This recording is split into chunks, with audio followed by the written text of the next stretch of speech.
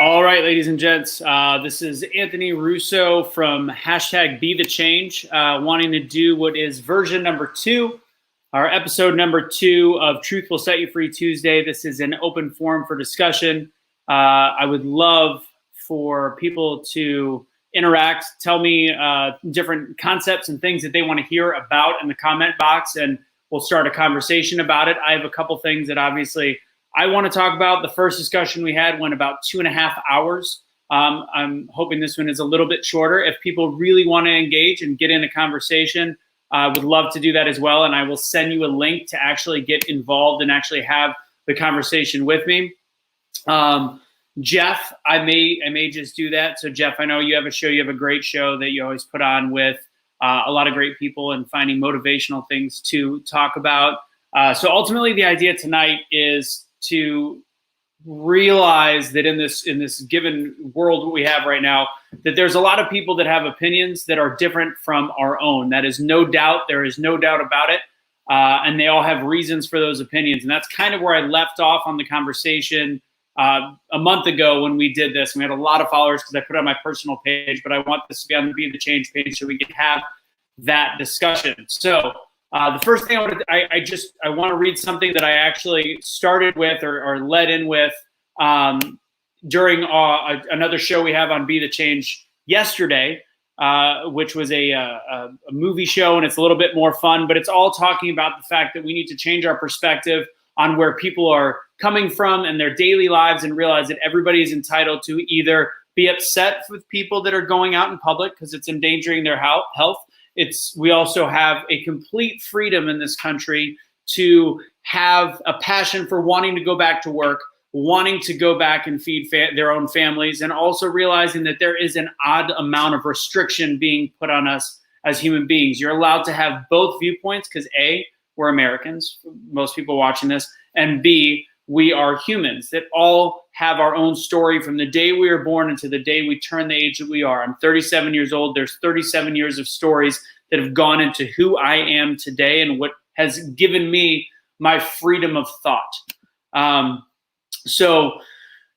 Jeff, I'd love to talk about the trillions of dollars Congress wants to give out. I actually had an interesting discussion about that yesterday. So I'm going to go ahead and note that. But first thing I want to do is read what I read yesterday. It was shared by somebody on Facebook, and they're talking about why there's such anger in the comments or the anger in opening up the country.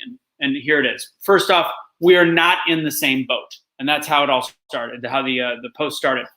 I heard that we're in the same boat, but it's not like that. We're in the same storm, but not the same boat. Your ship could be shipwrecked, and mine might not be, or vice versa. For some, quarantine is optimal, a moment of reflection, reconnection, easy in flip-flops with a cocktail or a coffee. For others, this is a desperate financial and family crisis. For some that live alone, they're facing endless loneliness, while others, it's at peace, rest, and time with their mother, father, sons, and daughter. With the $600 weekly increase in unemployment, some are bringing in more money to their households than they were working. Others are working more hours for less money due to pay cuts or loss in sales. Some families of 4 just received $3,400 from the stimulus, while other families of 4 saw 0. Some were concerned about getting certain candy for Easter, while others were concerned if there would be enough bread, milk, and eggs for the weekend. Some want to go back to work because they don't qualify for unemployment and are running out of money, while others want to kill those who break quarantine. Some are at home spending 2 to 3 hours a day helping their child with online schooling, while others are spending 2 to 3 hours a day to educate their children on top of a 10 to 12-hour workday. Some have experienced the near death of a virus, while some have already lost somebody from it, and they're not sure if their loved ones are going to make it, and others don't believe this is a big deal. Some have faith in God and expect miracles in 2020. Others say the worst is yet to come. So friends, we are not in the same boat. We are going through a time when our perceptions and needs are completely different. Each of us will emerge in our own way from this storm, and it's looking very important to see beyond what's at first glance, not just looking, but actually seeing. We are on different ships during this storm, experiencing a very different journey. Realize that and be kind. Be kind. This is an unknown author that somebody shared. If somebody knows who it is, that would be great. But the whole concept behind this is the fact that for some odd reason, what our country is founded on is a freedom of speech and the freedom of belief and opinion is all of a sudden very pigeonholed, and there's just a ton of hate coming from people that disagree with those that don't feel the same way as them. And I feel like that's unfortunate. So looking at the different storm people are going through, I've seen different conversations on Facebook, and I try to avoid over politicizing conversations, especially on my own wall and post, because it can get ugly very quickly. But there is an element where people are forgetting that everybody has a different life and a different level of importance on different things they look at. So for example, the people that really want to go back to work aren't just the people that want to go back to the beach and to go out to bars, which even I find silly, but we do have freedoms in this country, and it does come down to where the line is drawn. I had a great conversation with a guy I work with, Curtis. I don't know if he's watching. I think his brother might be. That is, what if we decided to get rid of, if those people want to sign a contract when they go out in public and risk their own health to go to a restaurant or go back to work, and they're saying, if I'm going to do that, I'm giving up my right to healthcare. We had this conversation. We went for a long time on it. It was peaceful and it was calm and it was good. But we actually said that what we came to realize is that's such a difficult line to draw, because once you draw that line, where do you stop? Because just because they're taking a risk doesn't mean they haven't paid into the system, and it doesn't mean that they're not entitled to the same freedoms as Americans that also do things on a daily basis that threaten their health. Things like smoking or drinking too much or driving in an automobile at over the speed limit, which causes a risk of accident. So where do we now put the emphasis? Because somebody, if you go rudimentary to bars, I guess that's one thing. But if you go into the people that want to go back to work, and you're thinking to think about punishing them by saying, fine, you want to go back to work, sign your rights away. If you get sick, you're going to be spending $80,000 in healthcare to go to a hospital. I don't think that's a fair assessment. And I think that people need to realize that there is a difference between economy. There is no difference between economy and health. One is not bigger than each other because they're all very interrelated. For decades, liberal beliefs have always led towards people that are impoverished don't have the same opportunities. Inner cities don't have the same opportunities for healthy living and the ability to fulfill their lives and to raise children in the environment where they can grow and prosper. And it's an unfair situation. So now all of a sudden, when the economy becomes a blanket for the whole country, we look at it as economy is greedy and health is more important, when they're really the same. And I think I discussed this last time for those of you that were around, but fact is, there is a point where you have to realize that once the economy gets bad enough, or the singular person, and right now we're having tens of millions of people unemployed, they are now at a point where they are going to have years and years of rebuilding, or some of them might lose their business, lose the jobs they're a part of, and not know how they're going to be feeding their families. So the level of health or mental health issues are going to be astronomically high, and no different from the actual health of somebody being sick with COVID, which from an actual perspective has a lower mortality rate than I think we're giving it credit for. It's incredibly dangerous. It's not the flu. We know that it's not the flu, and anybody that says that still is not educating themselves on what's going on to the best of our abilities and to the best of the knowledge weighing in from all different sources. So that's where I'm going to end on that point. The big takeaway is economy and health are interconnected, and judging people for wanting to go back to work is just as dangerous as somebody that is risking their health. Because at this point, we're going to see a sample size in the country of what happens when people are starting to go back to work and the economy is starting to get stimulated. And it's not about partisan politics, which it seems to be on a daily basis, depending on what mainstream media you watch. But fact is, and also with the states that are opening tend to lean very right. So we're going to see which side is I hate to use the term right and wrong, but see who's right and wrong. Jeff brought up an interesting question about the trillions of dollars Congress wants to give out. Well, we just did it. And I had an interesting discussion with one of my good good friends that is liberal, and we talked about essentially our national debt is something that Republicans have fawned over for years, about the Democrats make it worse and worse and worse. And then here we are in a country with Trump that's just adding to the national deficit. But opinion is at the end of the day, on a lot of people that are liberal, then that national debt doesn't mean anything. And those trillions that are out there are essentially paper money, and we reprint our own. And again, that's a philosophy that has technically worked for the United States. Our national debt keeps running up, and we keep printing money and finding a way to keep the value of a dollar very similar. This is a different time because the whole world is in peril. So it could have a different effect, and that's something that I don't think there's a right, and I think the key is I don't think there's a right and a wrong way to look at it. It's the only wrong way to look at it is to think that somebody on an unknown hypothetical topic is absolutely wrong. They're not. They're not.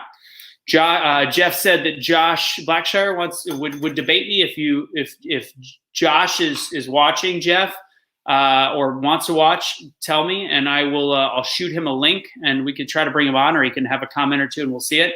Frank had a question about the mental health of the nation. Might be a good topic. I think it absolutely is, and you're seeing an interesting number of health issues and deaths to people that didn't get to go to the hospital because they were afraid it was a little thing. I heard a story about read about a story about a woman who lost her child and she passed away during childbirth because of an undetected ailment that she should have gone and saw a doctor for a month prior, but because of COVID, that they shut down the hospitals for anything like that. So an alternative death because of it is an issue.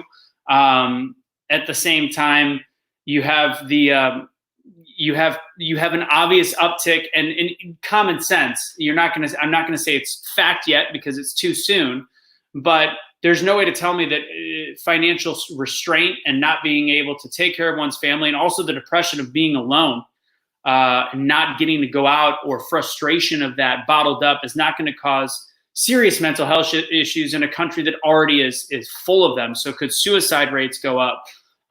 Frank, I think that our lack of foresight as a country, because we follow everything the mainstream media is talking about in terms of the fears of COVID death, that we're completely tripping over dollars to look at just the pennies. There's so many other aspects that we're not analyzing regarding this, and that's scary to let that go in that sense, to let go of the importance of that in that sense.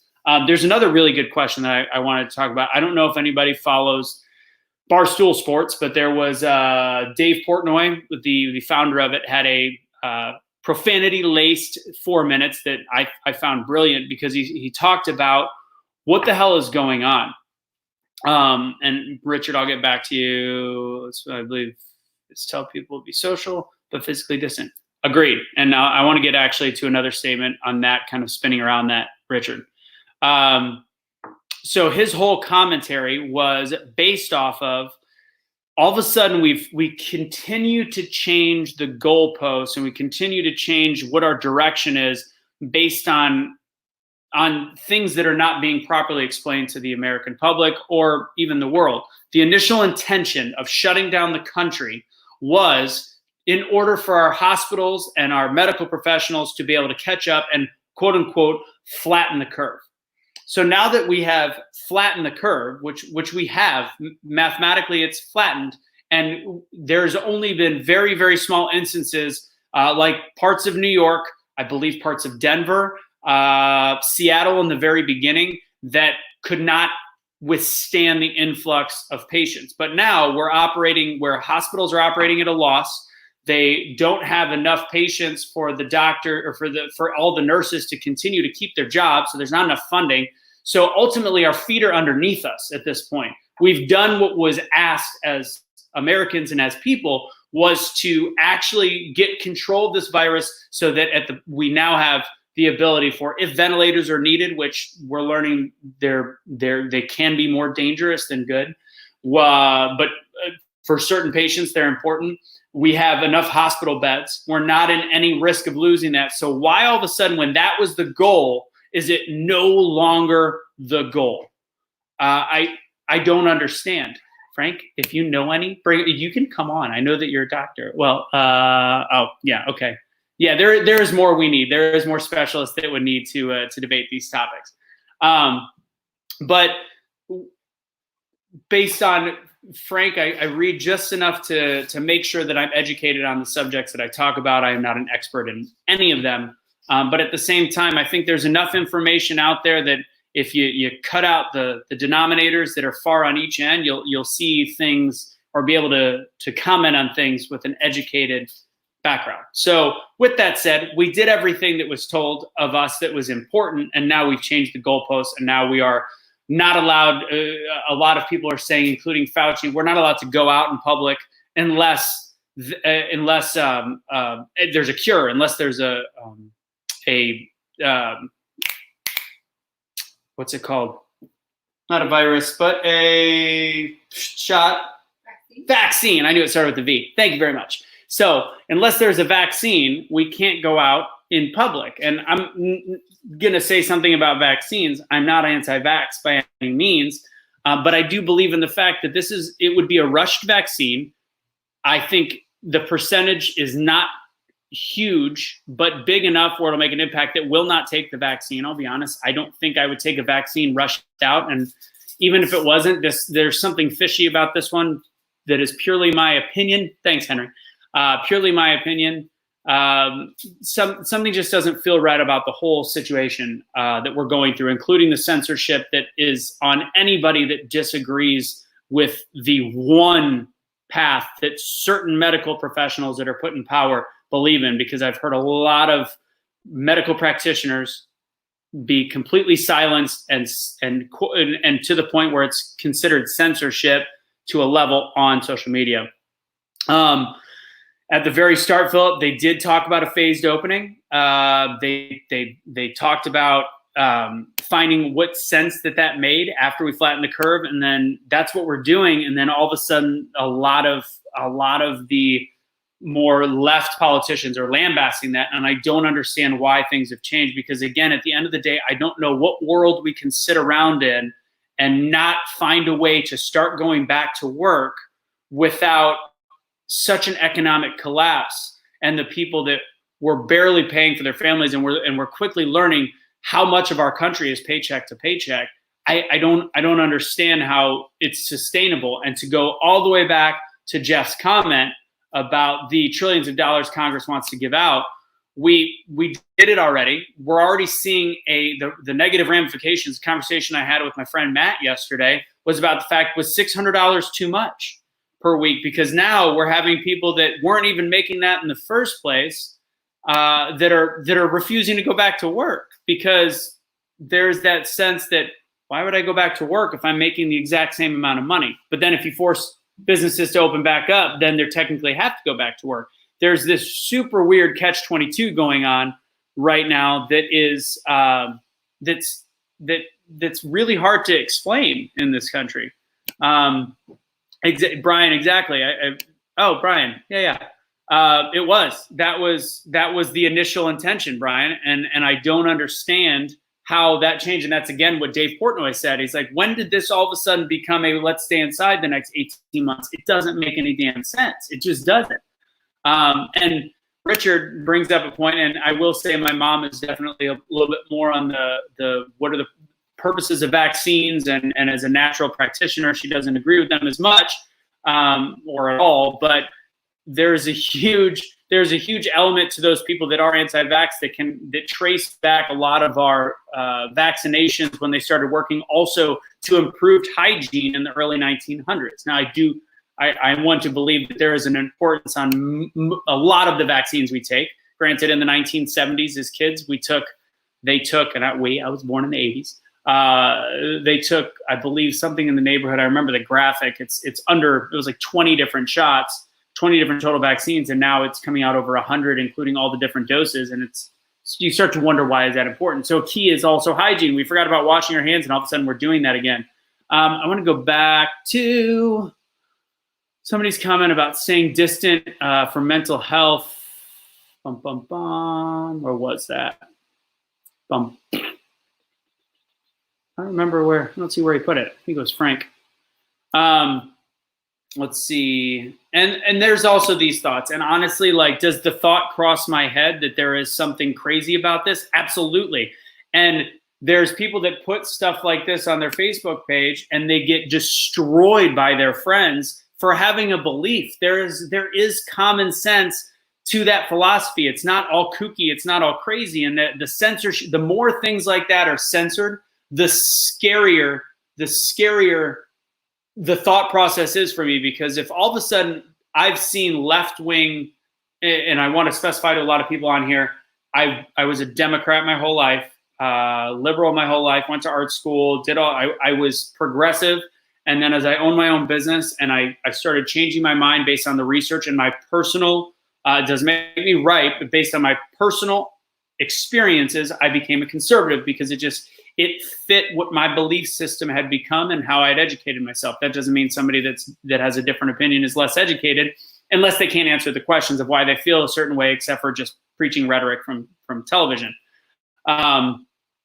So ultimately, the fact that I've seen just enormous amounts of I'm going to say the word fake media, fake news, that you're allowed to throw any shit on a wall that you want if it fits a left narrative, if it fits the more liberal narrative, and you don't get punishment for it and you don't get it taken down. And then if somebody on the right side posts something that could be controversial, that now it is being censored by the Facebooks and the YouTubes, which technically is not censorship if you actually look at it, because they are by choice that we're posting on these pages. But how much our country relies on this information, social media being that, it does start to teeter on censorship, because it is the relied method of education these days, which is unfortunate because of how things can get spread and how dangerous that can be. Before I go back into the comments, there was a CNN piece that I watched that it's scary, because if 3 million people are watching, 3 million are going to believe this is fact. And factually, it was incorrect. It was a statement made by one of their experts that they brought on regarding how terrible of a job Trump has done with the illness. I'm a firm believer there is no good and no bad way that he's dealt with it. I just think it's something that we are learning as a country to deal with. It's different. I see Frank, I see Richard. Give me a second to finish this thought. You too, Philip. At the end of the day, there is the concept that when it comes to the censorship, and when it comes to what we are looking at from a perspective of what is truth and what is fiction, to not have the freedom to put that kind of stuff up is incredibly dangerous, is all I'm saying. Oh, the CNN piece. I'm sorry. It was a CNN person, expert, that came on and said, I am, sorry, I'm going backwards. He was talking about Trump, and he was talking about how terrible the job. And he was saying how, as a country, we are most it's a shame that in America, we are most likely of any developed country to die from COVID. That is so factually incorrect. The term likely makes that a fake statement. It is an actual fake statement. If you look at the mathematics of how many cases in every country based on the actual numbers, I've done the math. I break them down every 2 or 3 days when I see people post on social media about how terrible our country is doing. I say, cool, tell me about Spain, tell me about France, tell me about Italy, tell me about Great Britain, tell me about the UK, tell me about any of these foreign countries that have a higher per capita rate and a much higher mortality rate than the United States. So therefore, that makes the statement that 3 million potentially uneducated people that are looking for information and news and fact have just taken that statement that says, oh my God, we're Americans and we literally are now the most likely to die in the world. What a terrible job Trump has done. And they pass it off as truth when it is 1,000,000% incorrect. The term likely most likely makes that incorrect. And for people that don't see the danger in something like that and how it perpetuates a fake sense of knowledge in our country, is strongly misunderstanding the importance of what media is and what it should be. So I'm going to start with Philip before I roll down a little bit. Who are my favorite objective resources? Who you believe report on unbiased, honest way, doesn't lean towards partisan. I actually have not heard of Anomaly. I might check that out. I'm going to go ahead and give that a look. It's hard right now, Philip. Fox News has its huge flaws. CNN to me has become the absolute worst.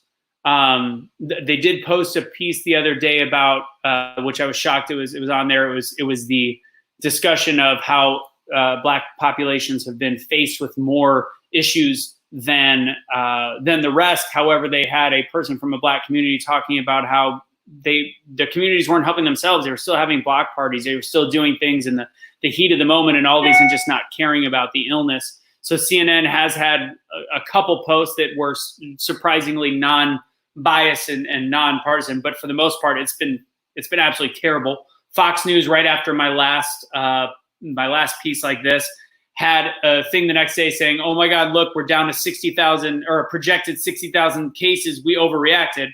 That was the whole damn point, was to get cases lower so that it seemed like an overreaction. But for news to say it's an overreaction, that was irresponsible on their part. So all the mainstream spots are pretty much done. I rely on Fox News to sometimes get actual news, but whenever they get to their actual belief pieces, it's hard to split that apart. I do love Ben Shapiro. I do think Fox News does more actual news than CNN, but when they start getting partisan in terms of their pundits, it goes just as far to the right as CNN does to the left. There's a lot of Turning Point, although considered right-wing, has some really interesting points on social media. And for the most part, I read the best way to do it is finding the article that is interesting, reading it, and then cross-referencing it with 3 different groups. If you can cross-reference it across the board and also read into it for what the news is and not the opinion of the writer, that's really our only option right now, as unfortunate as that is. So if you have any great ideas, put them in there. I would love to see it. Frank, let's see, hold on. I want to go down that far yet. Let's see, guess they make vaccines and drugs. Yeah, that's Richard. They're making fun of our country. And again, conversation I had with Matt yesterday, how we are talking so much about the vaccine when really, as we're learning about this illness, the one thing that's remaining true is, although some healthy people are dying, the bulk of the people that are dying are, if they're not elderly, they are very unhealthy people. So take away the people that are cancer survivors that are unfortunately affected, people that have autoimmune diseases that are not in their control.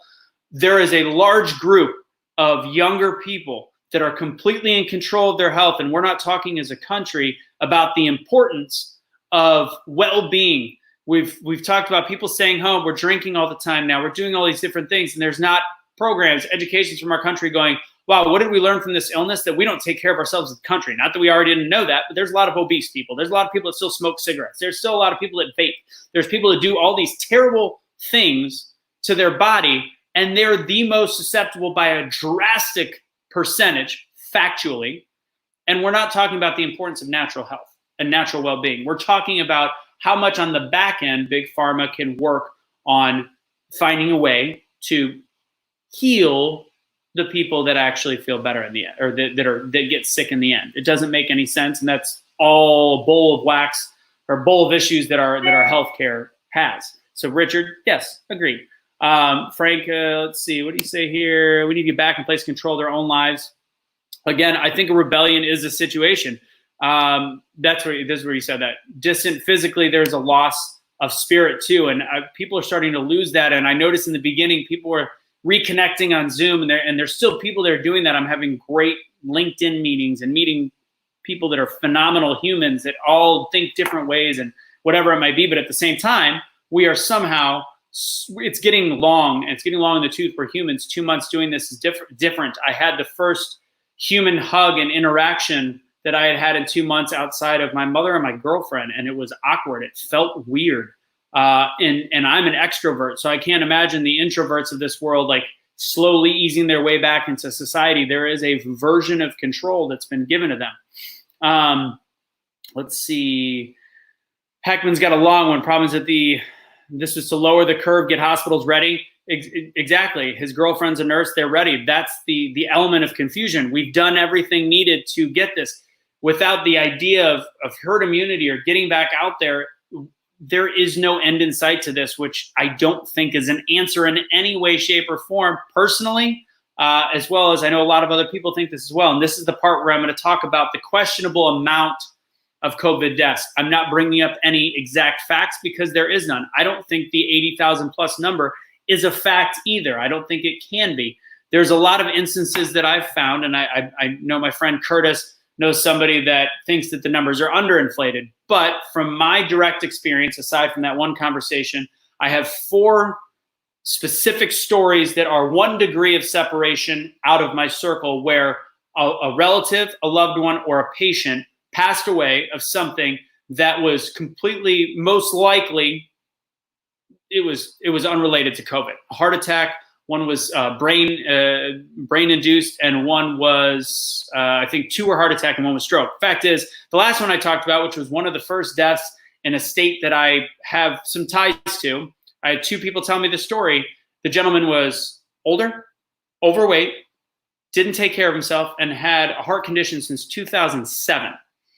He had a cough the week leading up to his passing. He died in his sleep from what appeared to be a massive heart attack, but because when they tested him, he had COVID, it's a COVID death, which goes into that 80,000 number. And this is one of multiple stories that are directly related. So I do think that number is a little bit questionable, personally. And this is, again, Brian saying the same thing. And I don't fault the doctors for this, because I do understand why some of the instructions were for this, or even the hospital's internals, because fact is, right now they're trying to keep people's jobs.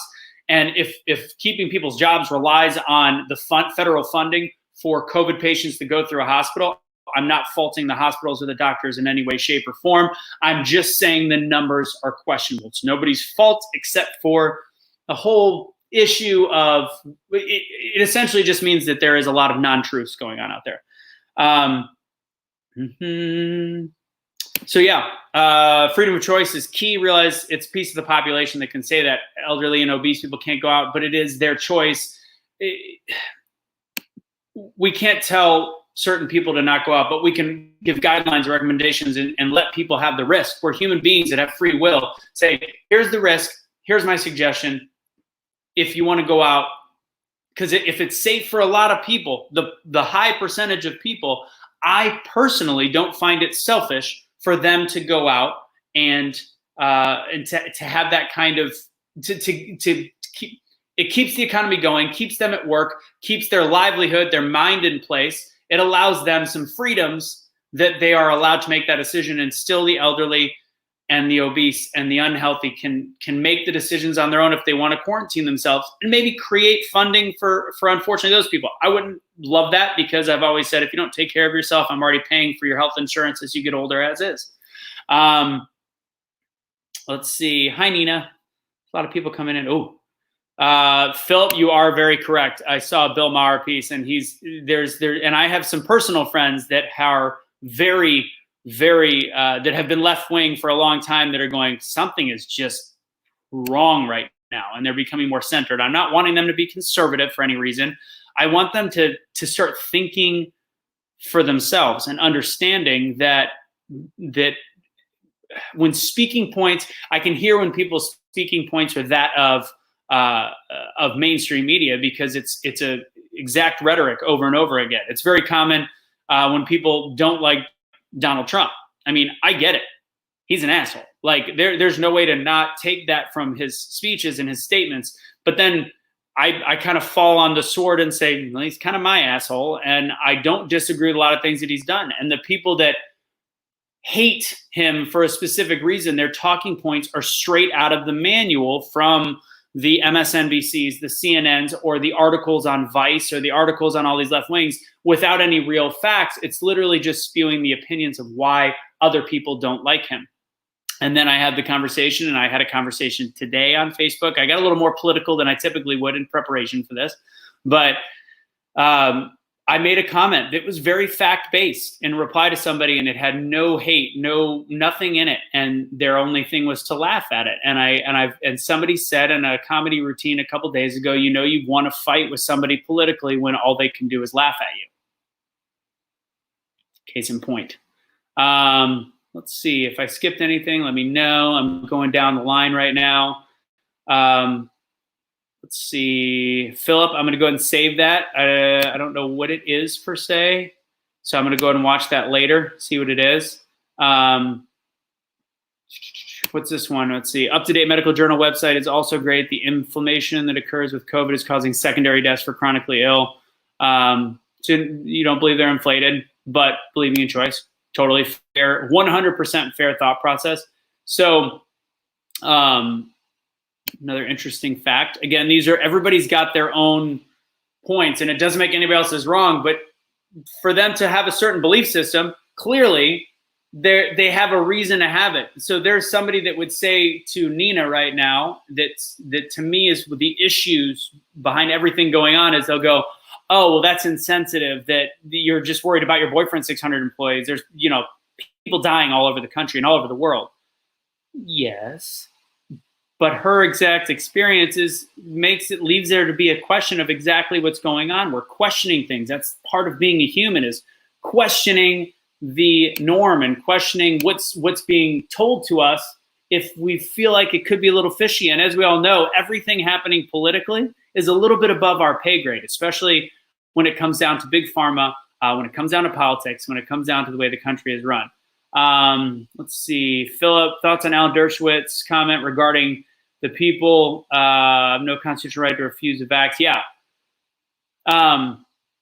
What is our right on that topic? The HR 666 I just read about the other day.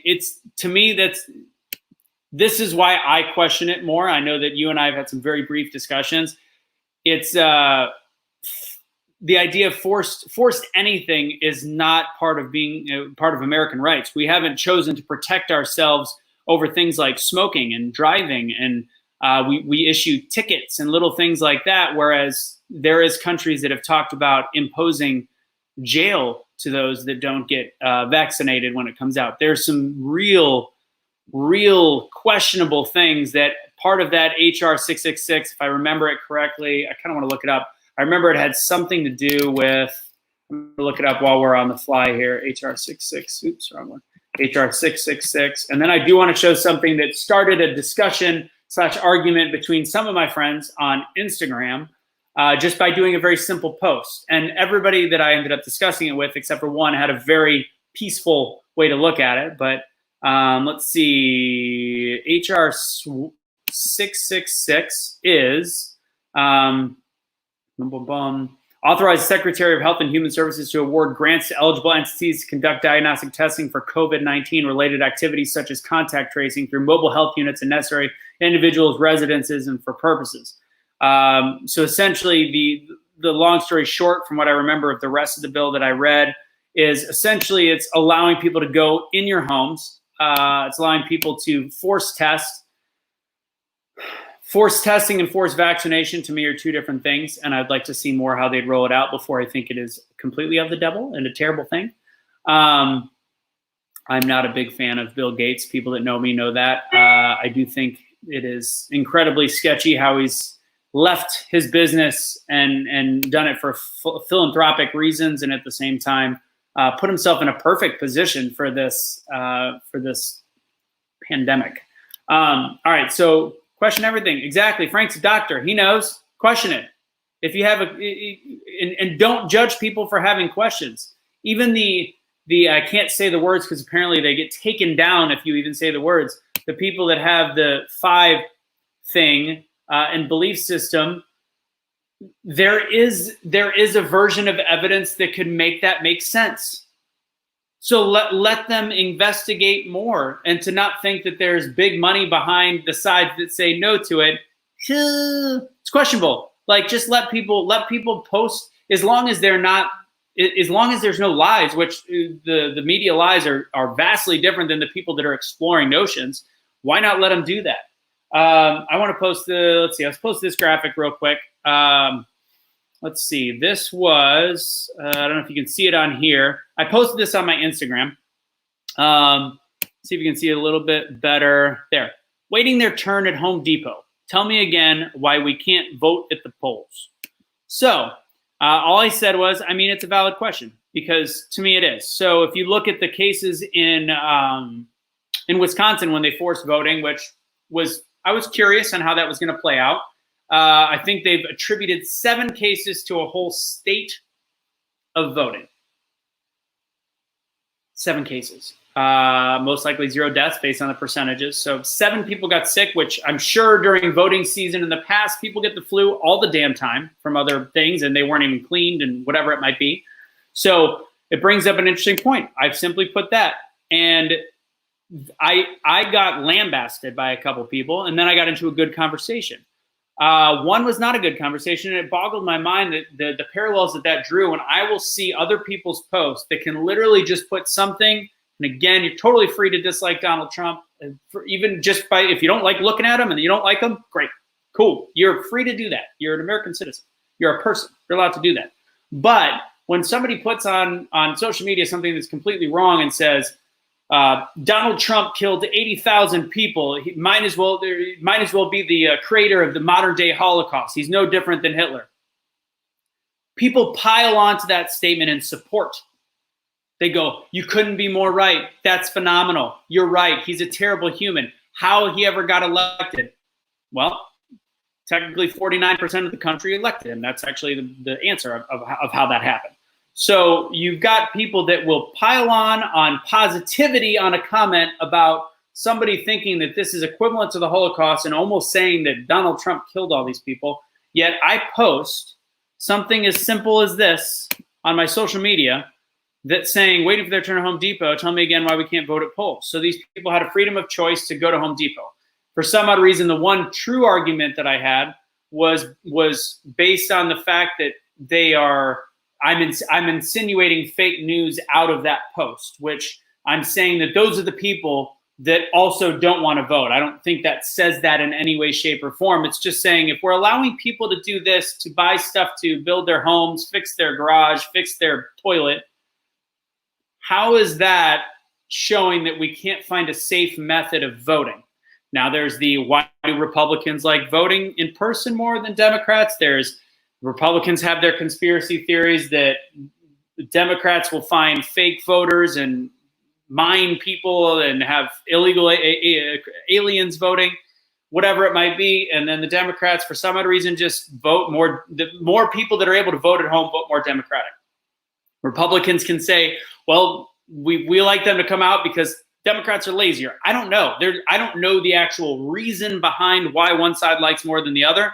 My purpose was to bring up a post that looks something like this and saying, I don't get why we're fighting so hard against people having the opportunity to vote at the polls in person when California has shut down their right to vote and taken it to where they have to vote from home for the upcoming election, why they can't vote in person. I don't know why that can create so much hate. I did have a really good conversation with Laura, who came on here on the last episode. We had a great discussion then. And I think at the end of hers, we kind of realized that there is a middle thought process on that. Like, why does it really matter? And some people can't vote anyways based on the time of their work, and there still is mail-in voting. I get that. So why is one different than the other? I think it's a mass ability to control a full voting system is just not possible when it's done by mail, or especially if they do it by online. We don't trust our previous election based on the way that things were quote unquote meddled with on our social media. How are we going to trust everybody mailing in their vote?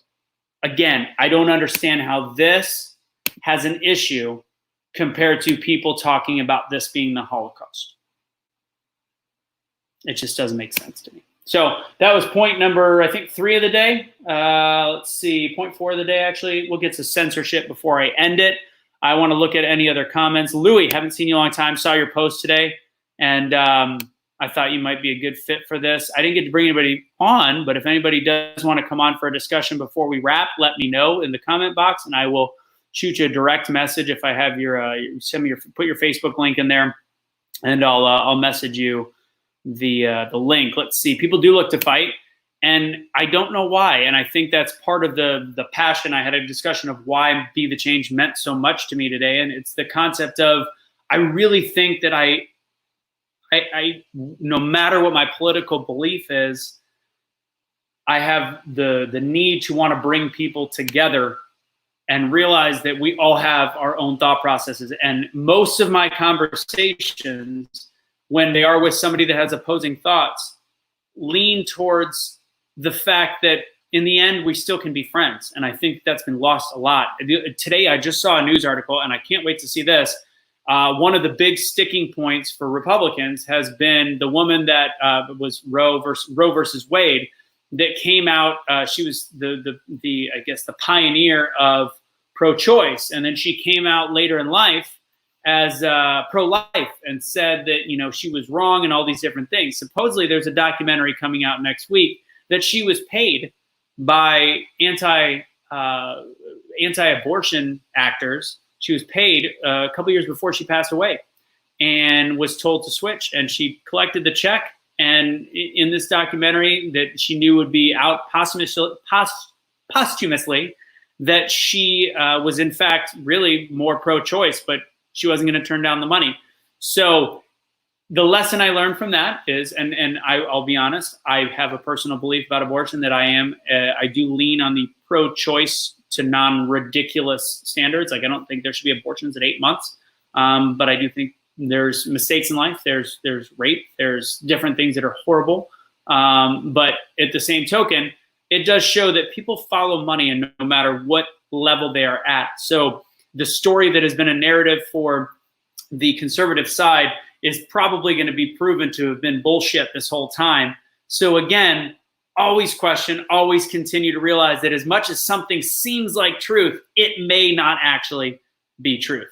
Agreed.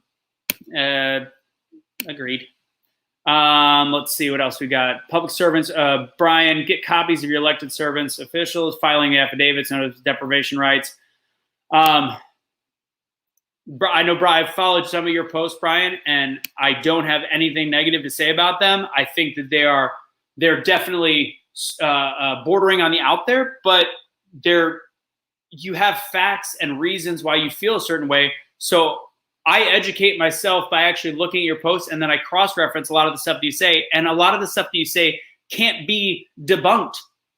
By having one doctor say, that's wrong, that's not debunking anything. That's just one doctor disagreeing. There's a lot of doctors that feel a certain way about hydroxychloroquine. Sorry, there's a lot of doctors that are still saying it. People can say what they want. The president is taking it for precautionary methods, which means he got a prescription by a White House doctor. There's a lot of doctors that are showing anecdotal evidence of why it works, even though people hate it because Trump liked it. Other countries were relying on it for a period of time. It's the same thing. And debunking is not just saying that's wrong. Debunking requires fact, research, etc., and none of that is out there. There is a lack of research proving it to be correct, but there's also a lack of research saying that it's dangerous, bad. So moving on. And it's also been I totally took a spin off on that one. But all right, Brian, you and I have a little bit more of a, thank you, Richard, for saying that. You and I have a very similar thought process, but let me see. I'm going to go ahead and message you on Facebook with the link. Jump on the backstage. Just go ahead and jump on the link if you can. We'll see if we can get you up and just chat for a minute. So I'm going to go ahead and find you real quick. And then Brian,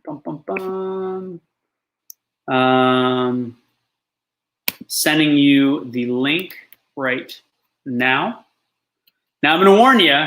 I know that some of your beliefs can be out there, and I'm going to keep in check some of the differences that maybe I feel about it in terms of just what can be proven and what is belief, and the belief that you're completely free to have about stuff. Let's see.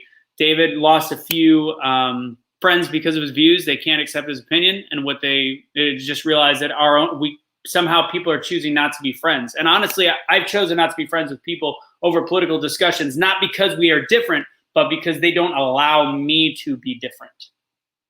Does that make sense? There's a huge difference between unfriending people over a difference in opinion than unfriending people because they don't allow you to have an opinion. Let's see. I'll try looking it up. Let's see. Philip Victor doesn't give me that option. I'll try looking you up. I can put you guys in contact if you'd like. All right. Let's see. Let's go back real quick, Brian. I'll make sure to connect Brian and Philip after this. Anything else going on in the chat box? All right, I'm gonna really quick cover my point, and then hopefully we'll have Brian come up real quick. The last thing I want to discuss is the censorship. The censorship right now is, do you want a chat line here? We could do a call-in. I should try to find a way to set up a call-in line. That'd be awesome. All right, so the last thing I want to share is a post by, I just became friends with this woman. I want to say this might have been the share from Louis earlier today, but Dana Kintara posted something that says, I'm confused. My courses in immunology, virology, biochemistry, and microbiology aren't helping. My master's degree in health science isn't helping. The medical license in the state of Texas gave me isn't helping. So maybe someone out there can.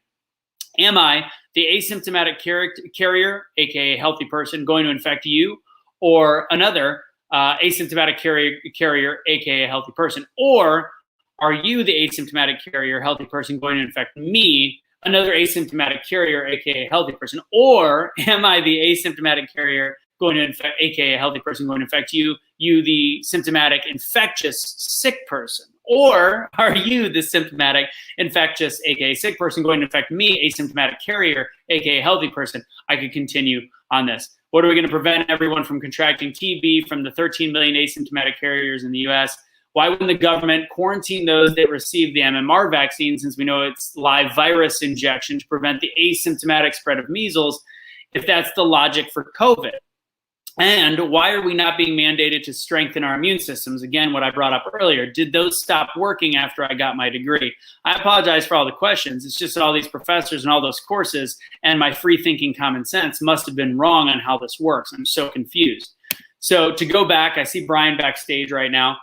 Louis, I don't know if you're still in the Texas area, but there was a physician that came out and did not go over the line in any way, shape, or form. They took a video of her in front of some of the downtown monuments in Dallas with a large crowd, a speaker set up, talking about her as a physician, which I found and I made sure to qualify who she was. And if I think I'll go ahead and put it in the chat box. I'll put it in the chat box after the conversation. But she literally just said, in my own practice, I do not speak for all doctors. I speak from my own experience and what I've gone through. I speak for all of that. I'll get to that in a second, David, real quick. Yeah, Louis, you saw this. So I speak for my own practice. In my own practice, I've had a lot of COVID patients. I have treated them.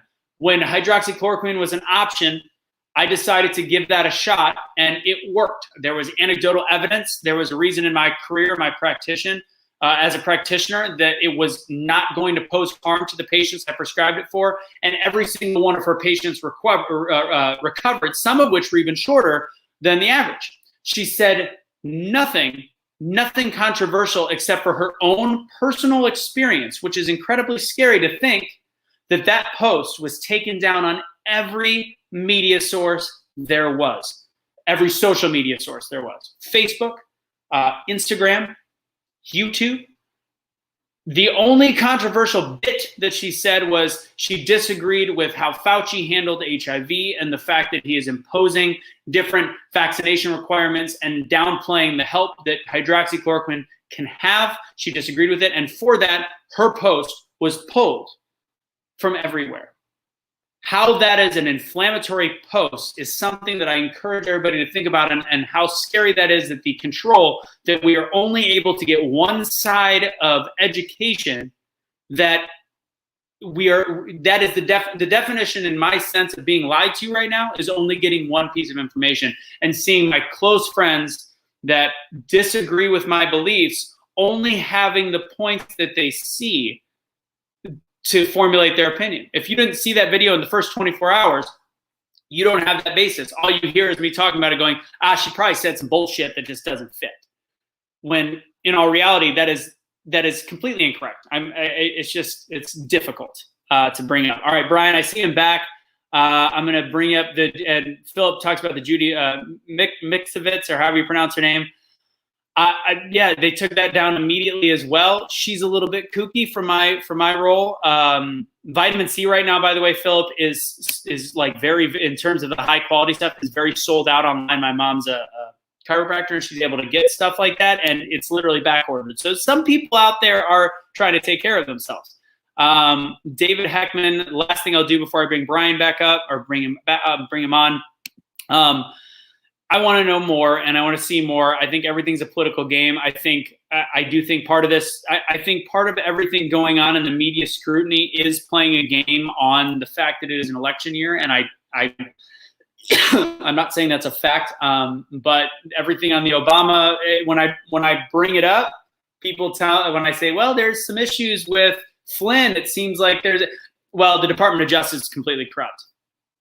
Government is corrupt. But fact is, there's a piece of paper that says, not fact, based on the provided evidence that is out there, there is something showing that this is a big farce and a big lie. I don't know if Obama was involved. There's a lot more that meets the eye on anything political at that level, so I'd be curious to see. All right, I'm not going to read any more posts just yet. I'm going to go ahead and bring up Brian, who I think it's been almost a calendar year since I saw him. Let's see if we can get this working. Brian, can you hear me? I can. Can you hear me okay? You, however. Go ahead and go, if you see on the bottom of your screen where it says cam mic, make sure your mic is, go to the audio section. Mm-hmm. It says camera, it says general camera audio. Go to audio and go ahead and make sure that your mic is making noise. Testing. Yes. While you're doing that, let's see if you can interrupt me at one point. Yes. Yeah, it did have more than that because it was reposted several times. The Judy Mixovitz one had 1.3 million at one point. It was taken down. I saw one time when it had 1,000 views or so. But yes, censorship is now becoming commonplace. And I think in the end, that censorship is what's going to actually bring people together in the sense of allowing them to go, something's not right if people that aren't that far out there are being censored. I will say, Sean, from what I've learned about the case, it is implicating Biden a little bit more than it is implicating Obama. Brian, are you still not able to talk just yet? Can you hear me okay? Still can't hear you. I'm going to log you out and then log right back in. And just when you do the initial, let me try one thing. Check one, check two. Check. Nothing. No. All right. Go ahead and go back, completely back out, and check that microphone the exact same way. All right. Brian on alternative opinions. All right. I'll Philip, I will ask Brian that. BitChute. You guys can hear him? No kidding. Interesting. Weird. Maybe I'll bring myself in and out. I'll try that again. I wonder if I was on mute this whole time. Oh, I might have been. Come back in. I had to mute because I had emails coming in. I didn't want to make too much noise. Let's see if he comes back in. That might have been my fault. Bum, bum, bum. I'm going to tell him that. That might be my fault. All right. Let's see if we get him back in here. Brian, it might have been my bad. Let me hear you. Yeah, can you hear me now? What in the Sam heck? Yeah, it's strange because I can hear it on my phone and I can hear myself coming through, but I don't think you can hear me. Speaker. Oh, there we go. How about now? Oh, you sound fantastic. All right. Sorry about that. All right. First off, Brian, before we go into Philip's question about what's a good opinion on alternative news for video or alternative options for video, and I've seen a lot of your posts. Give us a little bit about your beliefs, current situation that we're going through as a country in terms of what is truth and what is not truth. Well, I believe that what's happening is that this is being used as a guise for control. And what we're seeing is the entire world has been put under control at huge draconian measures. So now the question becomes, is this bug real? I think there's a lot of people out there who will tell you that sure, that the virus is a real thing, and I'm not totally disputing that. What I will 100% dispute, based off of Dr. Deborah Birx's interviews right at the White House podium, where she said we're counting all deaths, whether they actually have a confirmed test or not. We're counting those deaths as COVID deaths. This is straight from, I have the documentation from the CDC to the Department of National Vital Statistics that are going out to the coroners. And there are coroners who are stepping down. They are retiring. They are saying, I am not doing this because I am being told and forced to list deaths as COVID deaths. So what we were talking about and what you mentioned was that the numbers don't seem accurate. Well, that's coming straight from the top. And so we can't really take those numbers at face value like we want to, right? So that we really can trust what is coming out. And so based off of that information, it begs the question, what's really going on, and what's happening. And what we can see happening is people are being used at fear is always a tool that's been used, and it's being used at huge levels right now to make people scared of their neighbors, to tell on their neighbors. There are even rewards being given out there for people telling on their neighbors, and just people in general are being scared to death.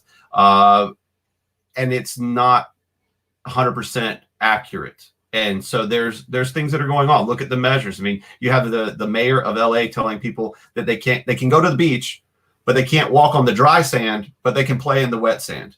I mean, it's insane. It's just real insane. So bringing up beaches, that one to me was always super weird. So one of the things that has been quote unquote confirmed about the illness is heat kills it.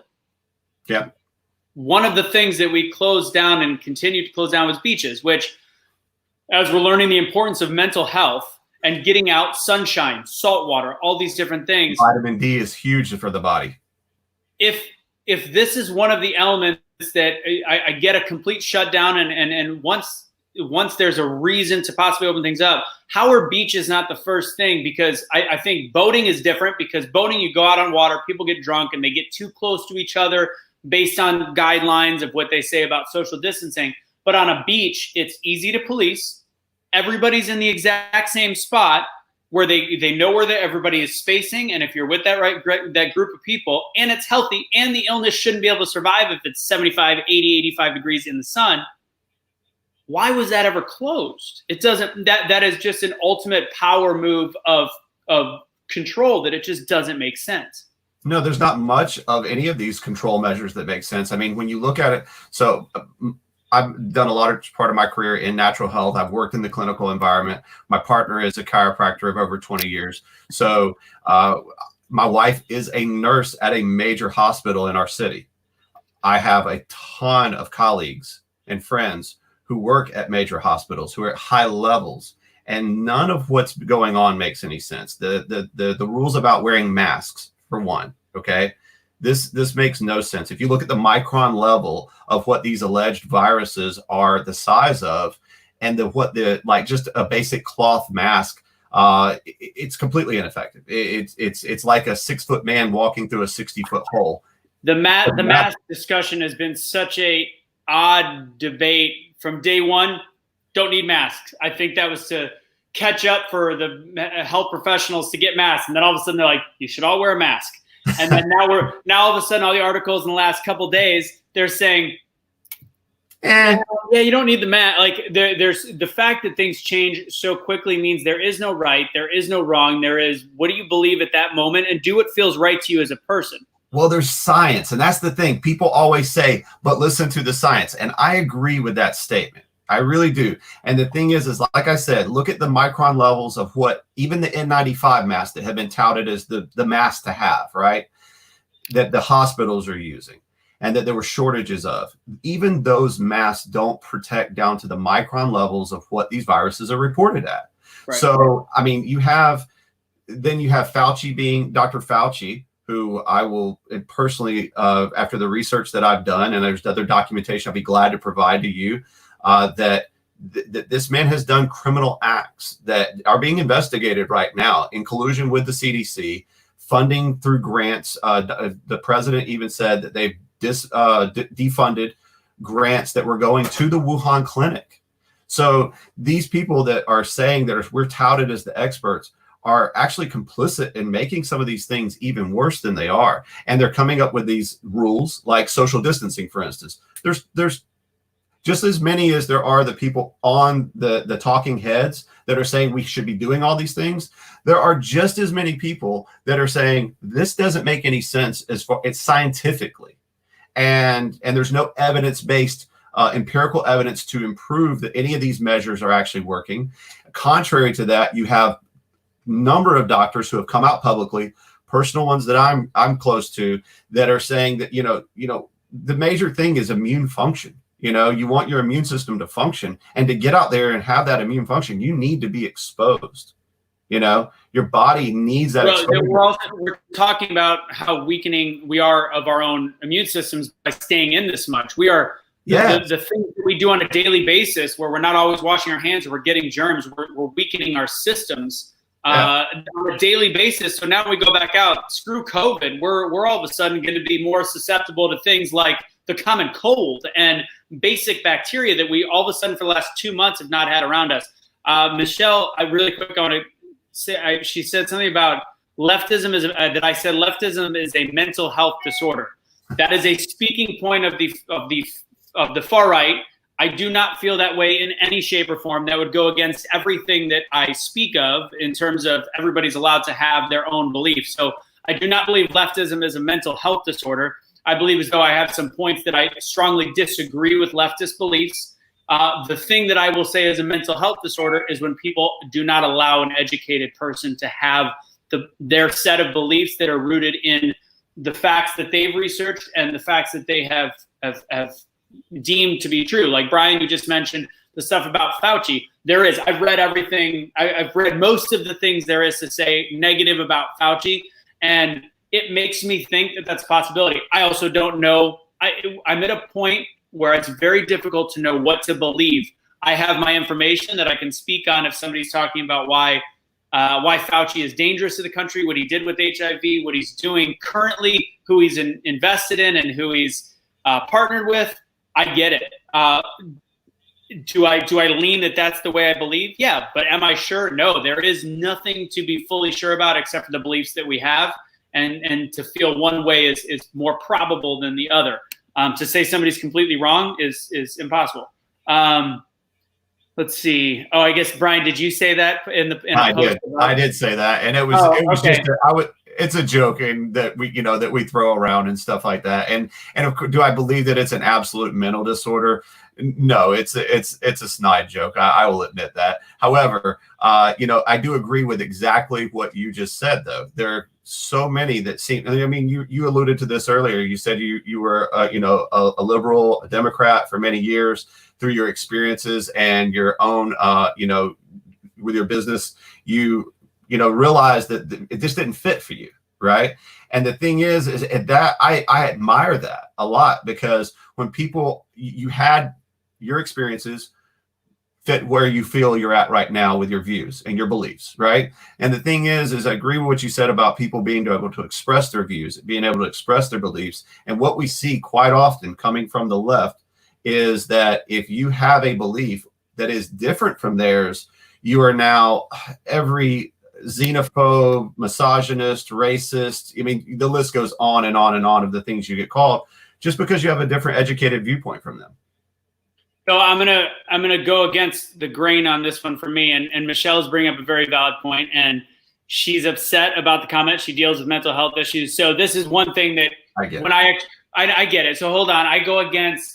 I do typically have my discussions against the liberal mentality, but when I'm trying to make things better for people to have communication, and I do see a lot of my friends do the whole, my right-wing friends drop that line of it's a mental health disorder, or the word libtard, which I think is also terrible. Here's the important thing behind it is it's important for our voices to be heard, Brian, and we have a belief that's rooted in a lot of educated material, and we're not hating people for feeling a different way. However, sometimes when we fly off the handle and we say things like that, all of a sudden every bit of that 20-minute sense of credibility that you just brought up and just had is lost because it hurts people from the get-go on comments like that. So if there's one building block we can have here is maybe to realize that we have to be careful when things like that get said, and we realize we might have lost the core part of our message because of comments like that. Yeah, I totally understand, but I also am an adult, and I'm a grown up, and I know how to joke, and I know how to kid, and I know how to not take everything as being offended, which quite often the left doesn't understand that concept. And so therefore, you know, it's I get it. I totally understand with the point that you're making, and some will get it and some won't. And that's why I say those who have eyes to see will see, those who have ears to hear will hear, and I let the rest go. I don't worry about, you know, whether the people can have their feelings or not. I've worked in clinical environments. I help people all the time with their stresses and their emotions and things like that. So trust me, I completely understand where you know she may be upset about that because she works in mental health. And once again, it wasn't meant to be you know, to insinuate that just because you have a left or right belief system that you have a mental disorder. However, it does bring up the point that if you don't agree with them, you will be called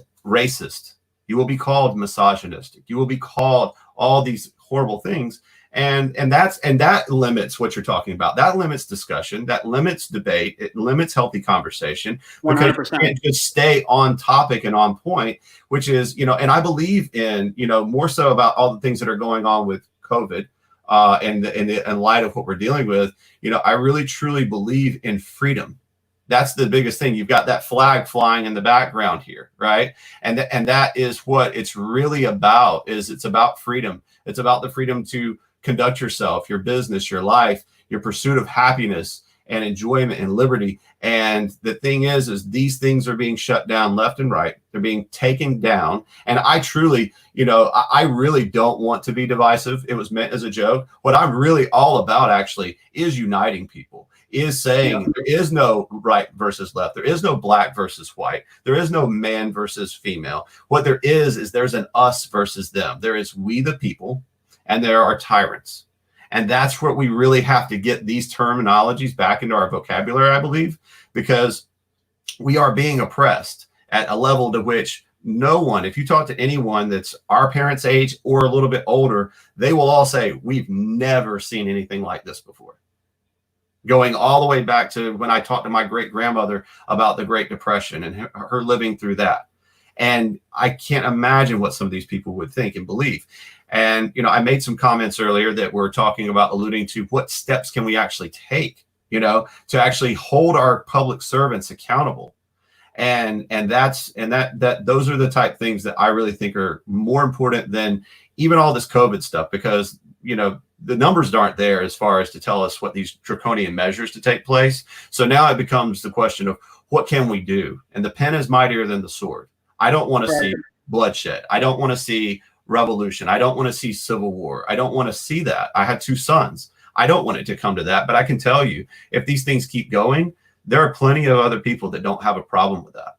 You know, there are plenty of other of our military heroes. Oh, I got a buddy that said that. He's ready to go. He's like, if I get locked down for another 6 months, it's not going to be okay. And I got a lot of guns, and that's a scary thought. Right, exactly, and that's exactly the point. And I really encourage people is to dive into your, you know, read the Constitution, learn what your rights actually are. Don't listen to what someone told you. Just like, you know, people would say, oh, well, read the scriptures, read the Bible, read all these different things, but, you know, instead, they'll just go and they'll listen to someone tell them what it says instead of actually opening the book and reading it for themselves and interpreting it and letting their own interpretation lead, guide, and direct them, right? And I'm encouraging people to do the same with our founding documents, with the Constitution. Learn your rights. And that's what me and, you know, a group of other men are trying to do, is to get that type of information out to people so that they can learn exactly what they can do. That, you know, so last question I'm going to have for you, because you might have more media sources. I just bounce around every day to try to find truth and dissect what is out there. So we had a question from Philip, alternate opinions for video, social media, and email that may be less censored. He sort of BitChute, LBRY.TV, Mimi, screaming memes. I don't know. What do you rely on for some of your best factual information? That's the scary part about it where we're at right now, right? You got the big talking heads, CNN, Fox, and all the big major networks, okay? Those companies are owned by 4 people in the world, okay? So you can think that they're providing you a different message, but they're giving talking points. And you can look at things like Operation Mockingbird, okay? Where you can see all these videos where they come out and they put out a narrative. They are given a script. And you can see them over and over from hundreds of different networks all over the country, and they are saying the exact same script. So it's hard to believe that. So what I like to do is, you mentioned like Ben Shapiro, there's other sources of information that are out there. And I just look and I see what comes across my different feeds that I have. Then I do more research, and this is where me and my partner, we're actually formed our own news network where we're going to go out and we're going to hit the streets and do man on the street interviews and get back engaged with the people instead of just having a script to read, right? Where we're going to take news stories. We're going to see if we can confirm multiple news stories at different places and go out and provide that to people as an alternative news source. Because I'll tell you, I trust the alternative media more than the mainstream 100%, hands down. Which becomes scary because on paper that always looks very dangerous. And well, yeah, and I wish you luck with it, because the fear then becomes, if you're going against mainstream media, whatever, if you're not going through your own platform, your own website, who's to say? And that truly is where the bottom line of censorship comes. If you pay for your own website, you put it up, and then you're taken down. That is the only technical definition of censorship, because people will argue that Facebook is a choice. And if you're taken down from Facebook, it's your choice to post there, and it's not censorship. So then the issue becomes, it's very hard to share your message that way. So I hope that whatever you're doing gets to stay up. And people don't realize, just because it doesn't fit the whole narrative for the country, if you're being honest in your microcosm of information, it's still truth in that area. So I hope that it stays up and keeps going that way. And if I can do anything, let me know. I just want to encourage one other point, is that, remember, the First Amendment is not just freedom of speech, but it is the freedom of press. It is the freedom of assembly, right? We have the right to assemble. Everything that's being done right now is to censor, shut people up. So there goes the freedom of speech. It's being to the freedom of press. Now we're given just a few handful of people that are controlling the narrative for the entire world, literally. And then you've got the freedom of assembly, where they're actually shutting us down, where we can't go out and we can't gather in large groups and have birthday party. I mean, there's literally 30 cops showing up at a 5-year-old little girl's birthday party and shutting the whole thing down. I mean, it's insane, right? And so that's the thing, is that, so into the freedom of press, what I encourage people to do is become a citizen journalist. Like, go out and ask questions. You have that right. The freedom of press is not just for CNN. It's not just for ABC and NBC, right? You don't need credentials. All the credentials you need are the Constitution. So I encourage people, don't listen to these people who say, look at what we do. We got the fact checkers, right? Snopes.com. Everybody says, oh, well, go fact check it at Snopes. And then these people aren't investigative reporters, journalists. They have no background investigation whatsoever, and they're heavily funded by one organization. So that's the thing, is that don't believe everything you see. Go out and get active. I just encourage you to do something, get involved. The pen is essentially becoming our sword for freedom with this day and age. Yes. Being able to actually write our own information. Brian, thank you. I'm going to keep this one a little shorter than the other one that was a marathon. So hopefully maybe I'll have you on again. I want to keep doing this at least once a week with kind of new topics. So hopefully you can join me again. But thank you again, Brian. All right, take it easy. Take care. Thanks. I want to wrap up pretty soon. I do want to, I don't know if Valerie is still watching. Silence is constant. Valerie and I met at the Super Bowl this year. Her son is a great story out of Missouri. I remember I met them. I met her in an elevator when I was wearing my Be the Change shirt, and that was kind of the whole intention behind Be the Change, is creating conversation and being there at the right time for people. Valerie was in the elevator. We met, exchanged a little information I just told her about Be the Change, and hope she had a great day. Ended up accidentally bumping into her at the beach with her son, who is superhuman to say the least, and he was phenomenal person for me to meet, and I truly enjoyed that. And I got to do some fun stuff with him at the Fan Fest at the Super Bowl. When we met down by the water, by the ocean, we started talking about the power that we have to make an impact on people's lives. And that is essentially the goal behind what I'm doing with these conversations and what I'm doing with Be the Change across the board. Anybody that's still watching, whether it's on YouTube or Facebook, please make sure you tell your friends about the page. We're going to be creating a lot more positive content with different people coming on and speaking about different things. I want to continue to do this regularly, weekly. The more input that we have from people, so the more people watching, the more we can create a discussion. I would like to have people. The first week I had a liberal guest as well as a more moderate guest. So I would love to be able to have those conversations with both sides. The more the merrier, more I can plan in advance too. So I'd love to make this a regular thing. So please share this with people that you agree with and disagree with on social media. And I hope that we can have a conversation even more beyond tonight, because I think this is important, as Brian did mention, to be able to continue to be our own vigilant reporters and seek truth instead of what is out there that is so dangerous for us to watch, whether it be on Fox, CNN, CNBC, unless C-SPAN, when you're watching it live. Even the nighttime talk shows are feeding us misinformation. Case in point, the Mike Pence lifting of the boxes story about a week and a half ago.